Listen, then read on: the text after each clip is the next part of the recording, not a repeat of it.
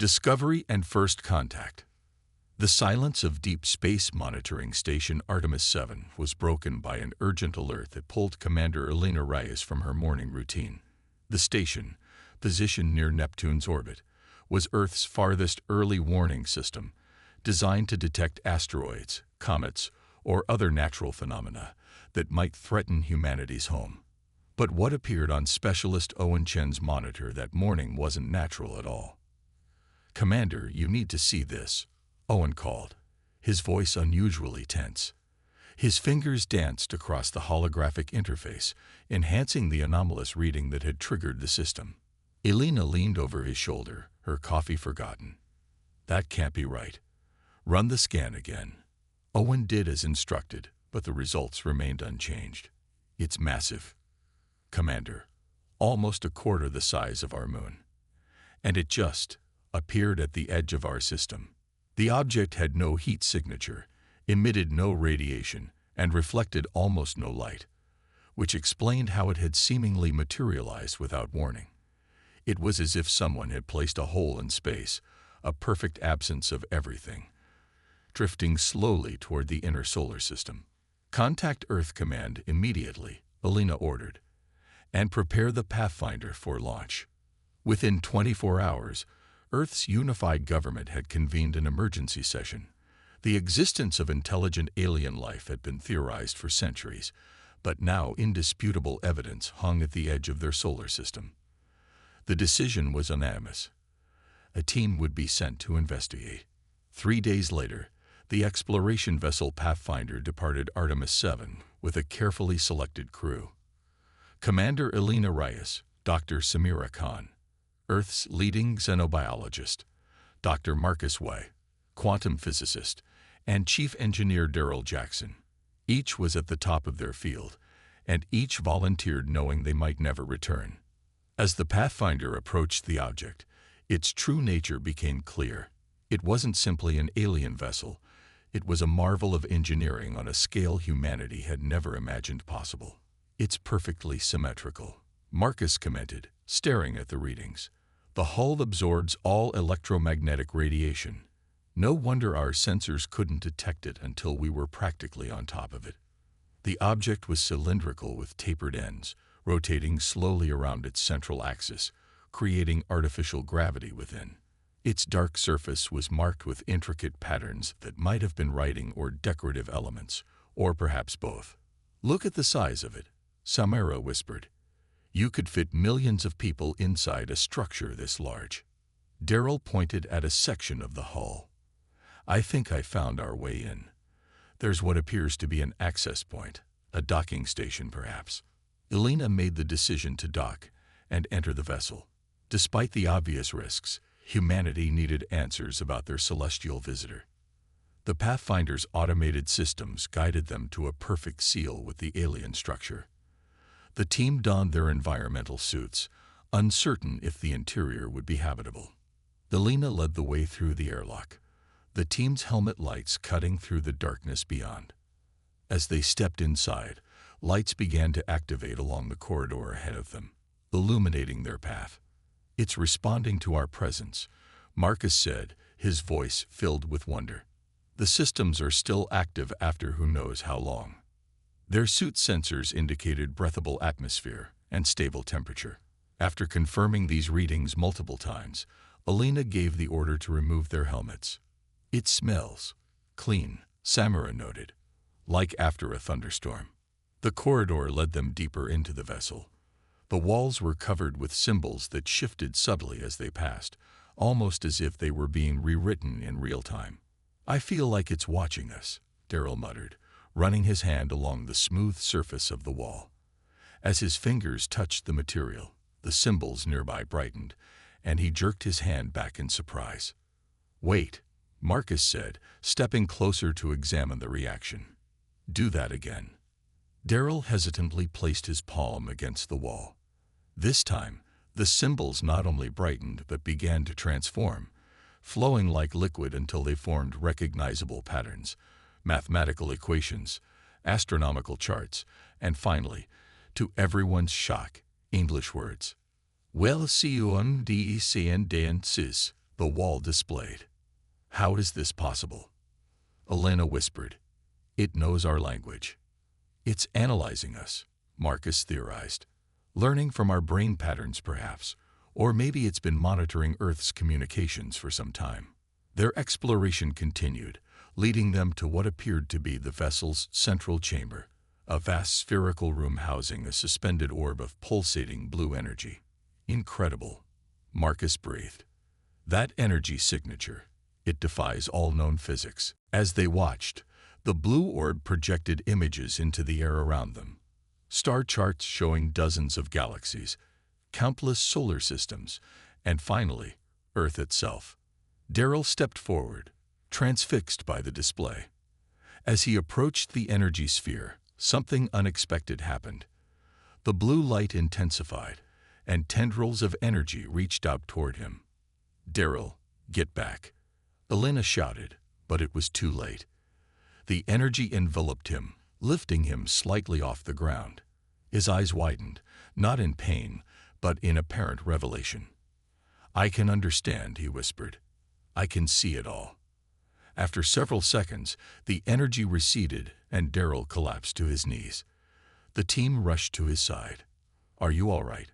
Samira asked, checking his vitals. Darrell nodded slowly, his eyes unfocused. "It spoke to me. Not in words exactly, but in concepts, memories." "What did it tell you?" Elena pressed. "This ship, it's called the Archivus. It was built by a species called the progenitors. They seeded life throughout the galaxy, including Earth." He looked up at his teammates, his expression one of awe. "We're their descendants, at least partially. They mixed their genetic material with Earth's evolving life forms millions of years ago." Marcus shook his head in disbelief. "That would rewrite human evolutionary history." "That's not all," Darrell continued. "The Archivus is one of 12 world ships they built, vessels designed to preserve their knowledge and technology. They scattered them across the galaxy as they were being hunted to extinction by another species." "Hunted?" Samira asked. "By whom?" Before Darrell could answer, the entire vessel shuddered. The projection changed to show multiple objects approaching Earth, sleek, predatory-looking ships moving at impossible speeds. "The Harvesters," Darrell whispered. "They found us." On Earth, the first sign of trouble came when global communication systems began failing. Television broadcasts, internet connections, and satellite networks crashed simultaneously. Emergency systems kicked in, but these too began to malfunction. General Lydia Chen was in the middle of a briefing at United Earth Defense Headquarters when her aide burst into the room. "General, multiple unidentified objects have entered Earth's atmosphere.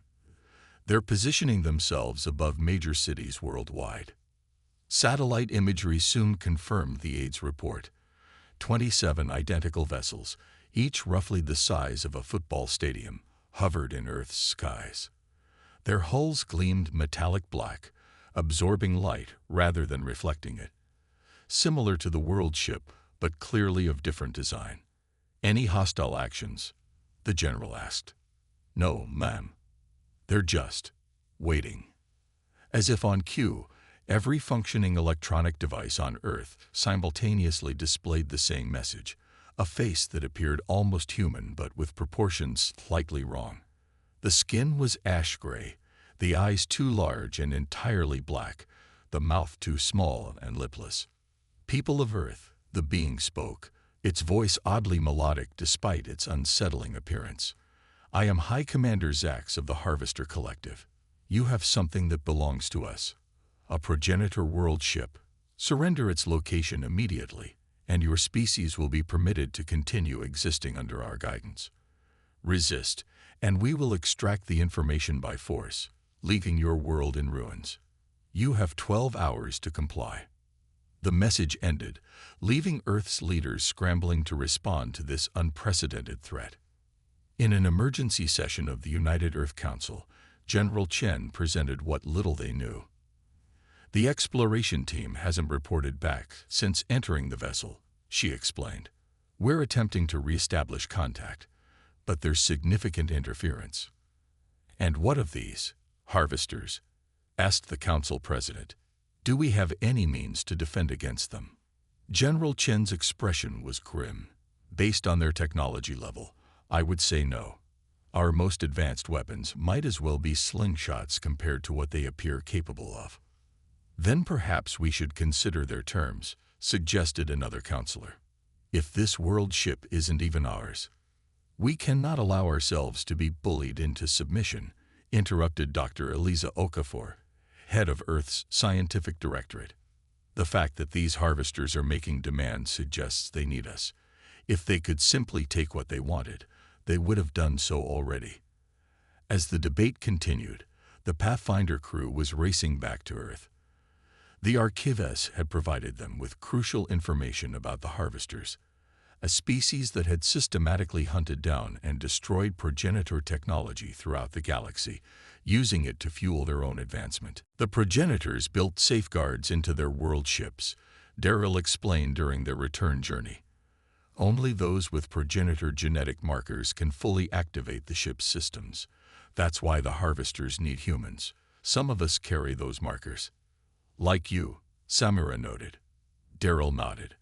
"The Archivist recognized sequences in my DNA. That's why it connected with me specifically."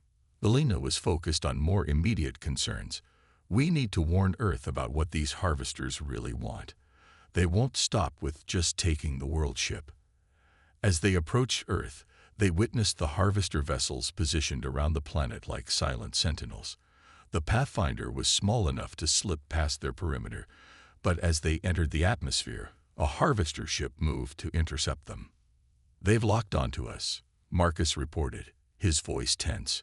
"Weapons systems activating." Elena made a split-second decision. "Daryl, can you use what the Archivist showed you?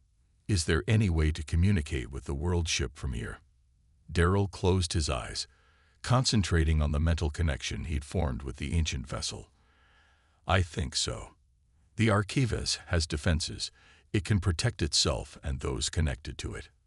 As the harvester vessel fired its first shot, a brilliant blue shield suddenly surrounded the Pathfinder, absorbing the energy blast completely. "It worked," Daryl exclaimed. "The Archivist is responding to my call." The Pathfinder landed safely at Earth Defense Headquarters, where the crew was immediately escorted to the ongoing council session. Elena quickly explained what they had discovered and the true nature of the harvester threat. "They don't just want the world ship," she concluded. "They want to enslave humanity and exploit our genetic connection to progenitor technology." As the 12-hour deadline approached, Earth's leaders faced an impossible choice: surrender the world ship and hope the harvesters would keep their word, or resist and face what seemed like certain destruction. The decision was made for them when High Commander Zax appeared again on global communications. "Your time is up," the alien announced. "We have detected your attempts to communicate with the world ship. This confirms what we suspected, that some among you carry progenitor genetic material. You are now too valuable to destroy, but too dangerous to leave unchecked." Harvester ships began descending lower over Earth's cities, deploying smaller craft that rained destruction on military installations worldwide. Earth's defenses responded, but were largely ineffective against the advanced alien technology. As chaos erupted around them, Daryl turned to Elena and the others. "There's one hope," he said. "The Archivist showed me something. A network that connects all 12 world ships. If I can fully activate the Archivist, it might be able to neutralize the harvester technology." "How?" General Chen demanded. "I need to physically return to the world ship," Daryl explained. "And I need to bring others with progenitor markers. The more of us connected to the ship's systems, the stronger it becomes." As Earth's cities burned and harvester forces began landing ground troops, humanity prepared for its most desperate gambit: a mission to reach the ancient world ship that might be their only salvation against an enemy that had crossed the stars to claim it. Revelation and humanity's stand. The emergency shuttle Defiance broke Earth's atmosphere, with a squadron of harvester pursuit vessels close behind. On board were Daryl Jackson, Elena Reyes, and 15 other individuals identified by Earth's hastily assembled genetic screening program as carrying significant progenitor markers in their DNA. Each had volunteered despite knowing the dangers they faced. 3 minutes until they're in weapons range, Marcus reported from his station, monitoring the pursuing craft. Elena gripped the edge of her command chair. Push the engines to maximum. We only need to stay ahead until we reach the Archivus. The ship shuddered as its experimental propulsion system strained against its limits. Earth scientists had incorporated elements of recovered harvester technology, giving the Defiance capabilities beyond any previous human vessel, but still barely a match for their pursuers. Samira moved through the passenger compartment, checking on the volunteers. They came from every continent, ranging in age from 16-year-old prodigy Maya Chen to 73-year-old retired physicist Dr. Kwame Osei. What united them was the peculiar genetic heritage that made them descendants of the ancient progenitors. "The harvesters are broadcasting again," Marcus called out. "They're demanding we turn back immediately." On the main view screen, High Commander Zax's face appeared. "This futile journey will not save your world. Return now, and we may yet show mercy." Elena cut the transmission. "They're getting desperate. They know what we might be capable of if we reach the world ship." As they neared Neptune's orbit, the distant shape of the Archivus came into view, a massive cylindrical structure that dwarfed anything humanity had built. Even from a distance, its presence was awe-inspiring. "Energy fluctuations from the Archivus," Marcus reported. "It's reacting to our approach." Darrell closed his eyes, focusing on the connection he had formed with the world ship during their first encounter. "It senses us coming. It's preparing." The pursuing harvester vessels suddenly accelerated, launching a barrage of energy weapons. The Defiance rocked violently as one blast grazed their shields. "We're not going to make it," Marcus shouted over the alarms. Then something unexpected happened. The surface of the Archivus began to pulse with blue light. Tendrils of energy extended from the world ship, forming a protective barrier that the harvester weapons couldn't penetrate. "It's protecting us," Darrell whispered. "The connection is stronger than I realized." Under the world ship's protection, the Defiance safely docked at the same access point the Pathfinder had used days earlier. The 17 genetic carriers disembarked, led by Darrell toward the central chamber housing the pulsating blue orb they had discovered during their first exploration. "What happens now?" asked Maya, the youngest volunteer, her voice betraying both fear and excitement. "Now," Darrell replied, "we awaken the Archivus fully and learn what it means to be progenitor descendants." As they entered the central chamber, the blue orb expanded, filling the room with swirling energy. Symbols appeared on the walls, flowing and changing as if alive. "Form a circle around the orb," Darrell instructed. "Join hands and open your minds." As the 17 joined hands, the energy from the orb reached out to each of them, creating a network of brilliant blue light.